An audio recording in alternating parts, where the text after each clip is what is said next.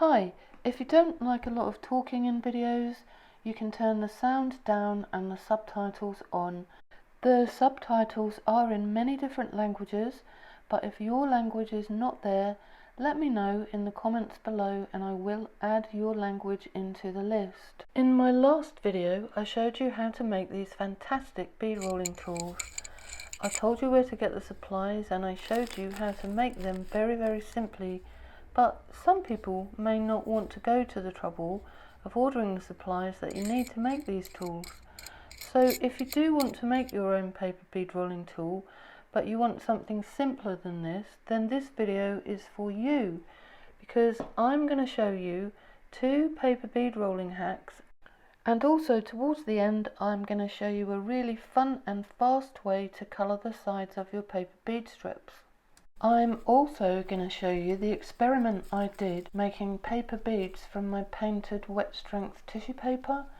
I'm going to show you the process that I went through for that, and you will find out whether my experiment was successful or not. And if you missed my video on how to paint wet strength tissue, there is a link up in the corner here.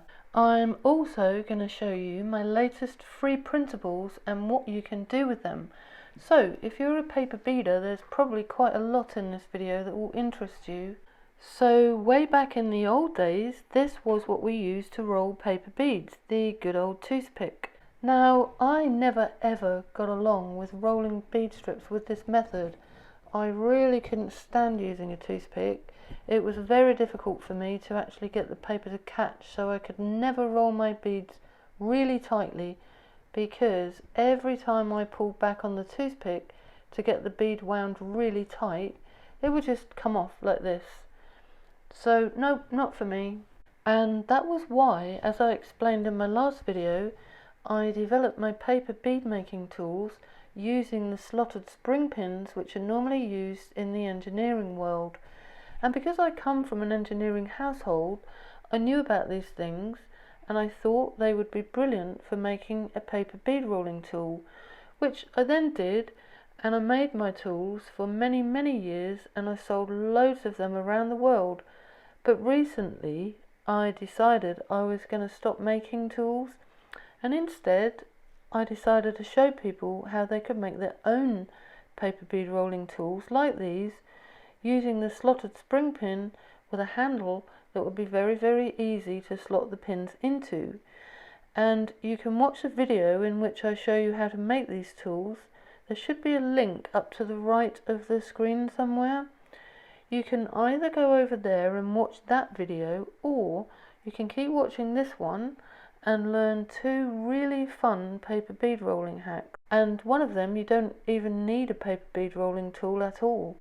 And in the other hack, I show you how to use these slotted spring pins even if you don't have a handle.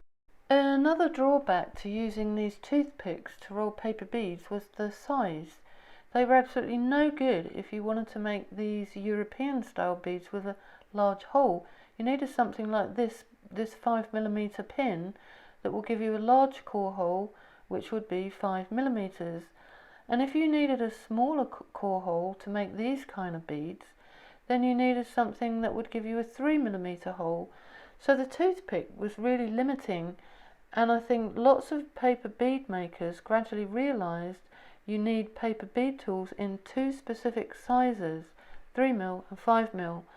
So as we've already established, these are the 2 slotted spring pins that you need in 5mm and 3mm sizes. I did give you links in my last video telling you where you can buy them, both in the UK and in the USA.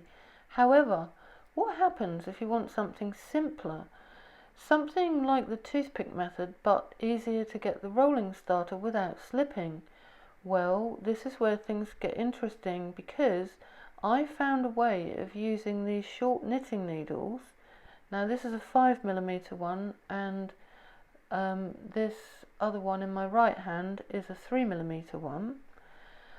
And before you say to me, well, hold on, isn't this going to be just as bad as using a toothpick to roll strips? Aren't they going to slip off just the same because there's no way of securing the end? Just hear me out, because I've found a brilliant, really simple way to overcome this, and the answer is this removable sticky tape. So how do you do that? Well, you take your paper bead strip and you put a very, very narrow line of the removable sticky tape on the wide end of the strip. Now, this is the important thing. It must be removable. If it's any other kind of glue, it probably won't work. You also don't want to go very far up the strip, so some of the tape is going to come off on the paper that you're rolling it on, but that's fine, just leave it behind, because you only want a strip of glue tape that is as wide as the knitting needle. So you then adhere the knitting needle to that line of removable sticky tape, and you will see, like I'm doing here, there's absolutely no problem getting that strip on there and pulling back and making it really tight, so I can roll a nice tight bead with no problem. It didn't slip off the needle. And then at the end, you use your normal glue stick to put on the end of the strip and secure your bead. And then all you do to get the bead off is gently twist the knitting needle, and as you twist it, you pull it out, and it comes out with no problem. It doesn't pull the middle of the bead out, and the reason for that is because removable glue tape is very weak, obviously, because it's designed to be removable. And I'm doing the same thing here with the 5mm needle. You do need a slightly wider piece of removable glue strip, not too much more, just, you know, a couple of millimeters more. So this is all you need for this hack. You need a 3mm needle, a 5mm needle, and a reel of removable glue tape. And you can see once again how easily that knitting needle comes out. The second hack I have for you involves these metal knitting needles and slotted pins. So if you can get hold of the slotted pins through the link on my last video, or just through your own online research wherever you live, what you want are these stainless steel knitting needles in a 2.5mm and 4.5mm size. These ones were full length, but Gary cut these ones in half for me, so that's 2.5mm and 4.5, but why not 3mm and 5mm? It's because they need to fit inside these slotted spring pins. The outside diameter of these pins is 3mm and 5mm, but the inside diameter is smaller. So that means that the 4.5mm metal knitting needle and the 2.5 both fit snugly inside the slotted spring pins when you push the needles in. I just jammed mine in tightly in there, but you could glue them in. I'm not sure what kind of glue you need to glue metal to metal, but maybe E6000. I'm sure if you do your research you'll find a metal glue. Normally I don't like skinny bead rolling tools. I prefer a nice chunky handle, which is why I love the red handles. However, I have enjoyed using this one for some reason. Can you see how it sits really comfortably on my hand, and it gives you something to brace your hand against, so you're not just fumbling with the short length of the spring pin?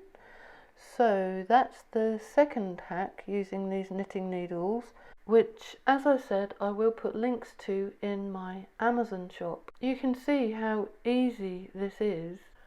I think I would definitely recommend gluing the knitting needle into the slotted spring pin. If you're going to use these long term, I would definitely recommend you do that. I actually found this really comfortable to use. It's strange because I really don't like skinny bead tools, but for some reason I love this one. But yeah, so you can see these tools are really effective. So that's my second hack for bead tools, and I really recommend this pack of needles because they come in half sizes. So now we move on to an experiment I did using the painted wet strength tissue that I created in the video before last. I showed you how to create these absolutely beautiful painted tissue papers, and I showed you how to make journal covers with them, but I was wondering, would they stand up to being made into paper beads? So I used my all new plastic bead strip template and I used it to draw out my bead strips on the painted tissue. Now, using pencil didn't work. The pencil just didn't show up on the tissue for some reason, so I had to use this very, very fine liner pen to get the strips to show up so that I could cut them. Now, I'm not sure that I would ever do this again. The wet strength tissue is strong for taking paint and water, obviously, because it's wet strength, but the texture, the thinness and the wrinkles made it difficult to cut with a craft knife. The paper's got so much texture, it's very wrinkly, because that is the nature of what I did with this particular paper, because I deliberately made it textured like this. I think this tissue paper, even though it's wet strength, I think it's just too delicate really to treat the way you would treat ordinary copy paper. I mean, I got the lines drawn out with no problem, as you can see here. It was more the cutting that was the problem. I think, yeah, you can say that the paper is kind of resisting the blade, and I think it's because of all the little wrinkles tripping up the blade so it doesn't glide through it. Oh yeah, and another thing, these waste strips aren't waste. Don't ever throw these pieces of paper away, because you can either use them to make odd sized beads, or, as in the case of this piece, because it's quite a wide strip, you could just put that in your art journaling or collage stash and use that in another craft or to make beads. And this is another offcut, but I did use that to make a bead, and in fact all the skinny bits in between the main strips, I did make spacer beads with all of those strips, even the really skinniest ones. So I've just cut one main strip here, and I decided that I was going to go ahead, make a bead with that and see if it actually worked before I bothered to cut the rest of the strips. I just went ahead and did what I normally do with paper bead strips, and it did wind fine, as you can see here. It was fine, but I'm not really sure that using the painted tissue to make paper beads is the best use of the tissue, because to be honest, I thought the beads would be more eye-catching than they turned out to be. I think these painted papers are much better for using in collage, where you can actually use huge pieces that will sort of show off what you've painted to the best advantage. They are better for collage and art journal covers like I made in the last but one video. So yeah, you can see here where the cutting snagged the paper.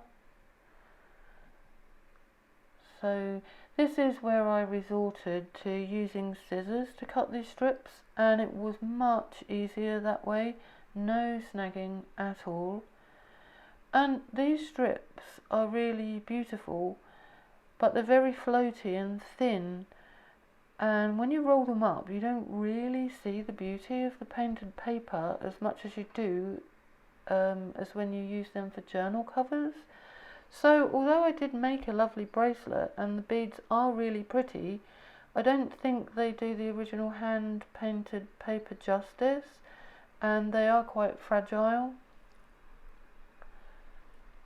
So yeah, I think I'll save my painted papers for other things. I mean, they do look lovely, they are pretty, as you can see here.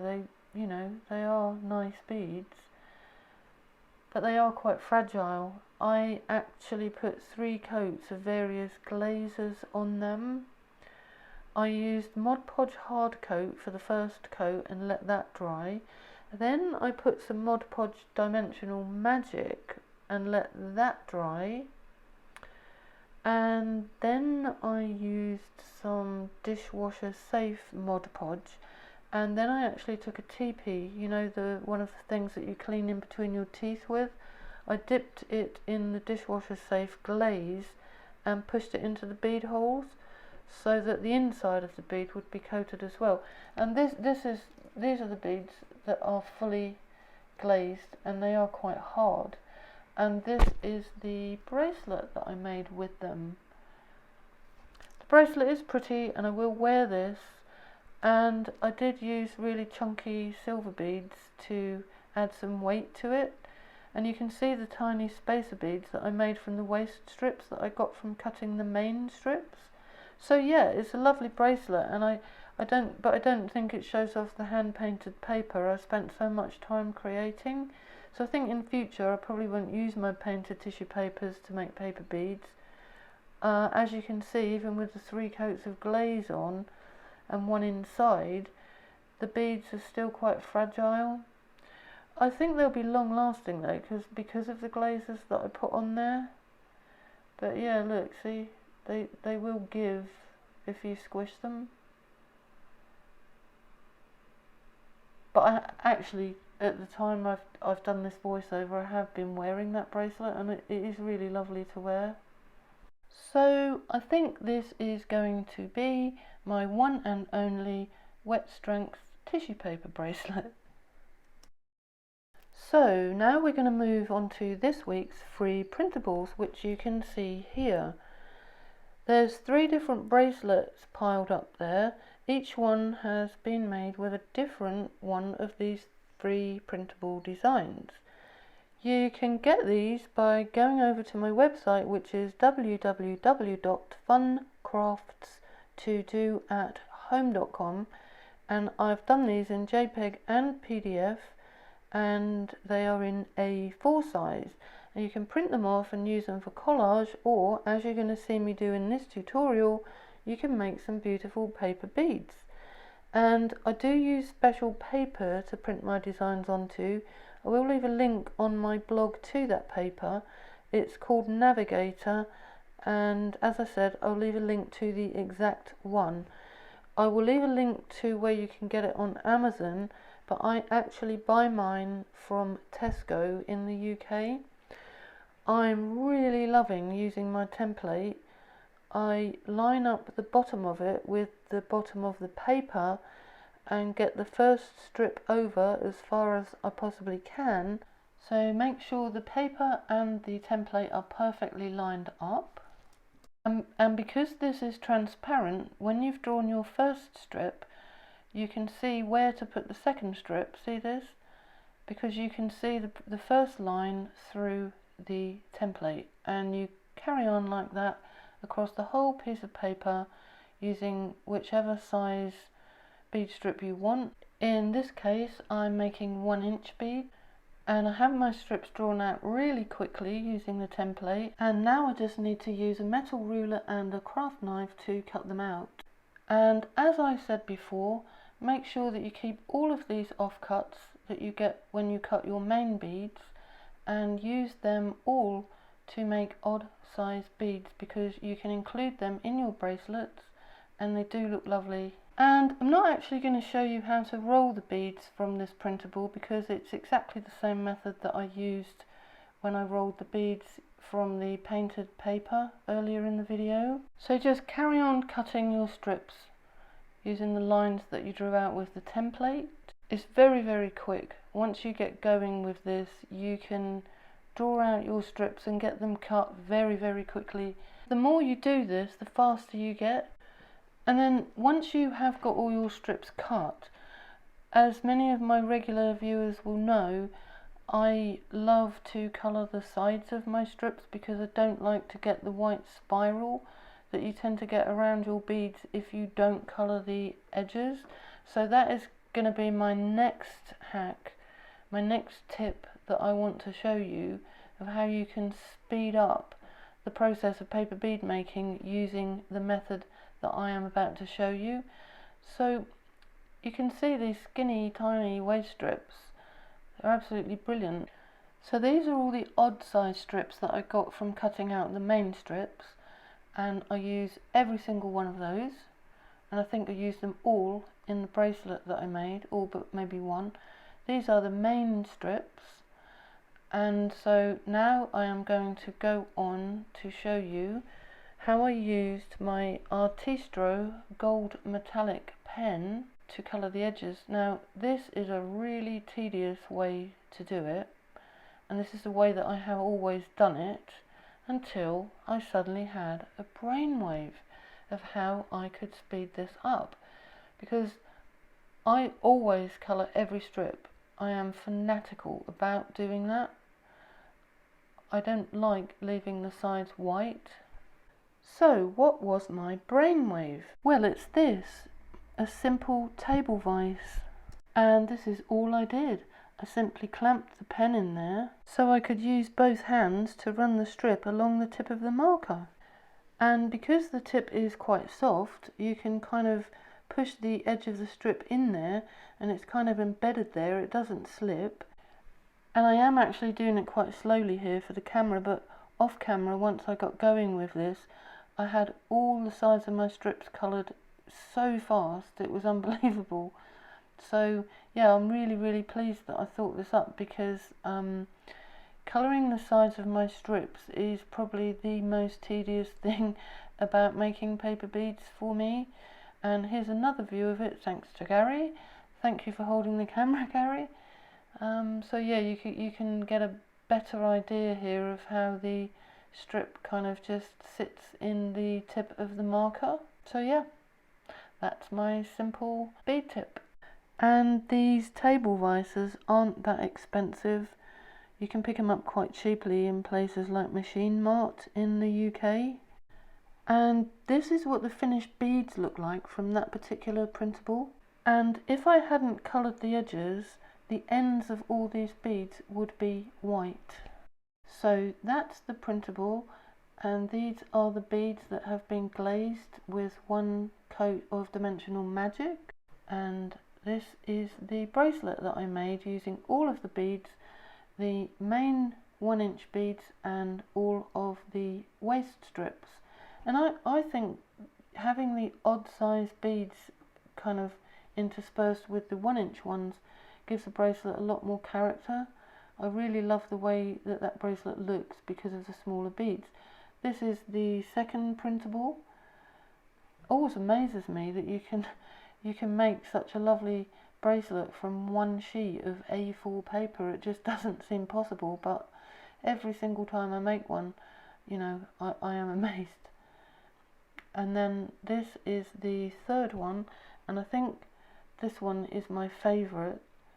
I love these colours.